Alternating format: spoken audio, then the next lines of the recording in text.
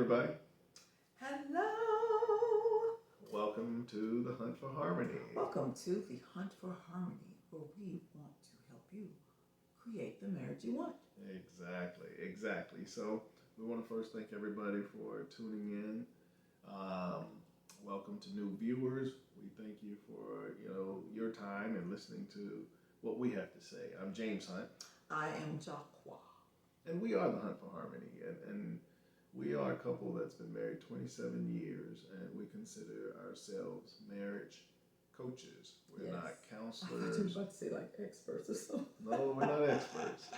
But we, Yes, coaches. yeah, we don't consider ourselves marriage counselors, therapists, ministers, pastors. Is that it? I think so. Yeah. Oh, therapist, did you say that? Yeah, I said therapist. Oh, okay. Then yeah, that's it. We're just a couple who we like to share, our experiences because we had pitfalls in our marriage for a long time, and we know that you can overcome these things. And sometimes in marriages, you feel like, oh man, this is not going to work. We're at our end. And that's just not the case. It's just not the case. You can overcome. You really can be victorious in your marriage. if you want to. If you want to. All right. So if you didn't catch us last week, we were talking about being your spouse's biggest fan, which is what you should be. You should always be in your spouse's corner, unless, of course, they're doing something wrong. I mean, come on, within reason, be reasonable. But if your spouse is endeavoring on something or, just in general, you should be your spouse's biggest fan. You should be the one that's in the background pushing them in the wings, saying you can do it, you've got this. And what spawned it all was the ordeal with Tabitha Brown retiring her husband, which is still just an awesome thing. And Wendy Williams' response to it, saying that, no, don't do that. Well, we applaud her for doing that. And anyway, yeah, that was kind of just what spearheaded it all. And you should be in your spouse's corner, even if that means going silently or quietly or privately on the side and saying some other things, making some corrections or critiquing. You should be your spouse's biggest fan. Right. So I hope you guys went out last week after watching the episode and decided, hey, babe, you always wanted to do this. You know what? Let's make it happen. Let's make it happen. Yeah. Let's make it happen. Because in the end, when that success happens, both of you are going to benefit from it. Right. All right? Right. All right. So today, we're going to talk a little bit about patience. And kind of what started this for me is that I always consider myself a pretty patient person. I'm pretty patient. But I'm not. No, he is not. But I did realize something though. I'm not when it comes to particular things.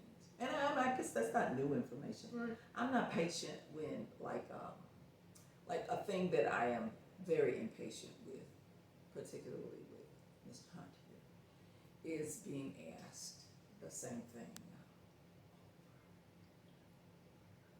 Again, that irritates me. Oh, it drives me bonkers. But I've gotten better, but it still irritates me. But it's because of a behavior in him, and so I have to be patient about that. I have to be patient. So I kind of started thinking about this because I was listening to a lesson about the patience of God and how this person was just talking about the patience of God, and it really reminded me. Well, I shouldn't say remind because I hadn't thought about it before, but it taught me his God's patience is much like His love, and I think we always think in terms of unconditional love when it comes to God, but I don't think we always think about unconditional patience when it comes to God. But He doesn't get sick of us. I mean, because a lot of us would be dead and gone if He got sick of us. Right. Very true. If He got sick of us, if He was like, you know what, that's it, you out, then a lot of us would be gone and I'd be one. So I think I started thinking about patience in a different way. So when it comes to your marriages, patience is really, really big because, believe it or not, a lot of marriages fail because one person's just done. Yeah. I don't want to deal with it anymore. I don't deal with it anymore. Yeah. And it doesn't even have to be a major thing sometimes. It's just an irritant to you and you're just sick of it. Right. You know? That's no reason to dissolve a marriage. Okay? Now, caveat. Let me put a little asterisk here. Okay. If you are in an abusive relationship, we are not talking to you. You're not waiting for your spouse to stop beating you or abusing, I say beating, but abusing you physically or abusing you mentally or emotionally or psychologically. You're not waiting for that to stop. Right. Okay? So, Continue. patience in the sense of your spouse, let's say your spouse has a tendency to be lazy. Okay? That's a real thing. That's a real thing. And you wondering, hey, are you going Help. to do something today? You know, and they're just not up to it because it's not how they are. And you get tired of that. Right. You know, but you've had the conversation and your spouse says, you know, I'm going to get better. I'm going to work on it. Okay, now, and are you, let me interrupt you and ask a question.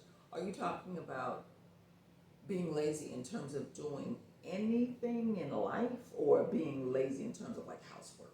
You know, just be in terms of like housework. Oh, okay, Keep it okay. at just housework. Okay. Because when it comes to life, that's a totally different type of a ball game.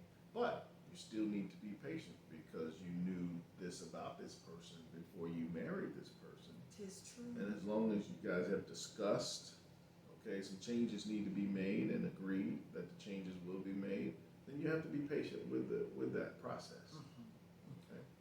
So then the question becomes, how am I supposed to be patient? We've talked about this a bazillion times. How am I supposed to be patient? Why?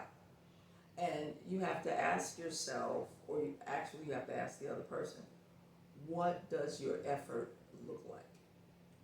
What are you doing so that I can see, oh, he is actually trying, she is actually trying to do things differently.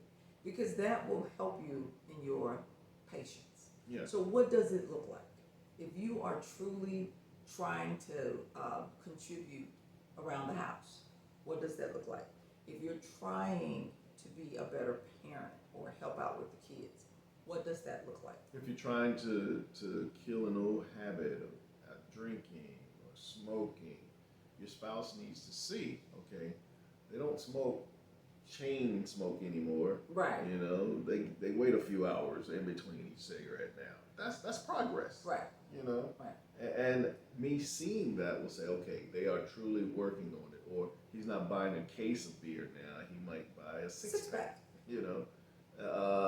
So you have to show that you're working on something to help your spouse, you know, be a little bit more patient with what you're trying to do, what you're trying to accomplish. And then that goes back also to being your biggest fan. If you know that your spouse is working to change a behavior, drop a bad habit or something, you have to be an encourager. You really do. You have to be two things. One, it's just encouraging. Mm-hmm. But two, they know that you see their effort. And that makes them feel good. And that And makes them want to do continue. even more. Exactly. You know? So that's important. But what about, you know, things that you can't control that affects the marriage that I would need to be patient? Things that you can't control. Yeah. Like, like a death. Okay. Death of a parent or something like that. And you see your spouse really struggling. And actually, I mean, that could be a good or bad example, but I'm going to go with it. Because you might be thinking, in your mind, you might put a time frame on it. Because sometimes people do that. They say, oh, it's been 6 months. You should be over. now. Like, Yeah. what? Right. So you can't put a time period on someone else's grief.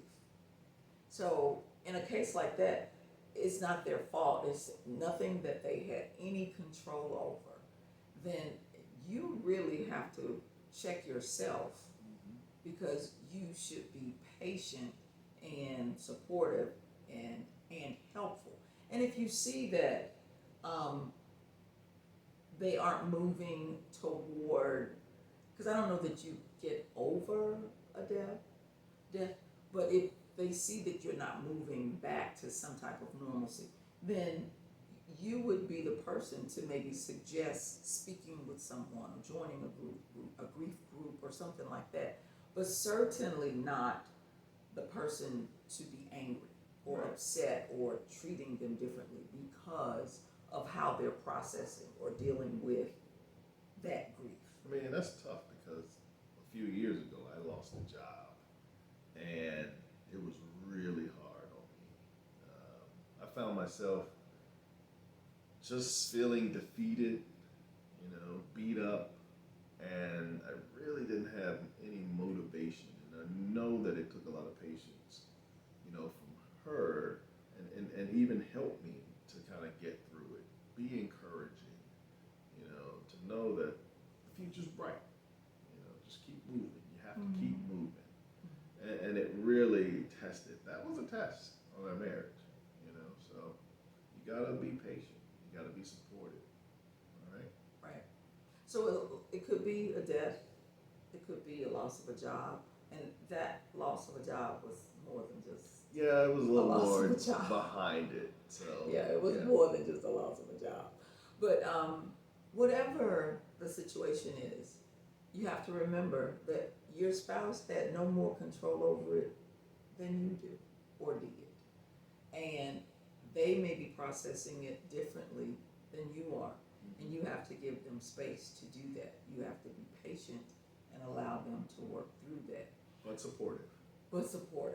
And I think as so much goes back to communication. Because if you're communicating with your spouse about it, you realize that they realize that They're in a funk. Or they're in a bad spot, and that they're really struggling with getting past this thing, whatever it is.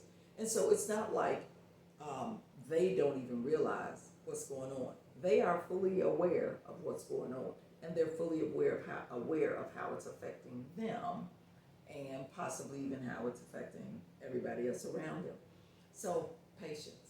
And if you're communicating, then you're aware of that, and it helps you to back off and just chill, continue to encourage and pray for, and so forth. Okay. And be patient with yourself. Because you can find yourself getting frustrated because things aren't moving as fast as you want, but your spouse is really trying and doing what they need to do. But you get frustrated. Right. But you have to be patient with yourself as well. Say, well, things are happening like they're supposed to happen. Let me just back down a little bit and chill, and things will be good. But you have to be patient with you. You can't get upset with yourself because you keep getting frustrated over the same thing, knowing that that person is working on it. Right. Yeah. Right. So just in general, give grace, be patient with That's whatever. a good way to put it. Give grace. Just give your spouse some grace. Be patient. If they're dealing with a particular behavior, they're trying to change some things, be patient. Ask what their change looks like so that you're able to cheer for them, congratulate them, acknowledge their growth and their change. And in situations where nobody has control over what's going on, think about that. Right. That it wasn't anyone's fault. It's just something that happened. And finally, give yourself some grace. Be patient with yourself. Yeah. All right. All right. Well, we thank everybody for watching, and we hope that you'll take a second to subscribe, share, Please. and give us comments. Yes. Whether you hate us or like us, we like to hear it, It would be good conversation for us and good thought, things to think about for us. So, again, we thank you, and we hope to see you next week at 7:30 here on The Hunt for Harmony. Bye-bye. You guys have a good night. Bye.